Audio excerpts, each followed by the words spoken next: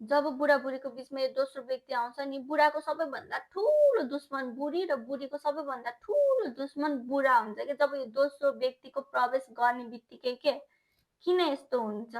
किनकि त्यो 2 जना सँगै बस्दा वाक्क दिक्क भइसकेका हुन्छन्। जब बाहिर केटीसँग केटा बोल्न थाल्या हुन्छ नि, उसलाई त ऊ स्वर्गको परी नै लाग्छ के। किनकि बुढीको त होइन राम्रो पक्ष नराम्रो पक्ष सबै देखेको हुन्छ। तर त्यो बाहिरको केटीको त बाहिरको मेकअप मात्रै देखा हुन्छ होइन।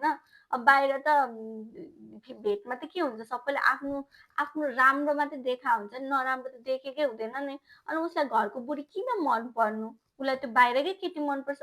न उसको कुरा काट्छ, न उसलाई किचकिच कचकच गर्छ, उसलाई त माया गरेको जस्तो लाग्छ होइन। त्यही केटीको केसमा नि बुढाले खासै वास्ता गर्दैन। अब बाहिरको केटाले "ओहो!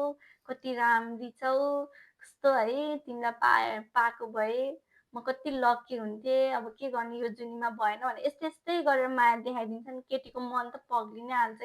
यसरी धेरैको घरबार बिग्रेको छ के।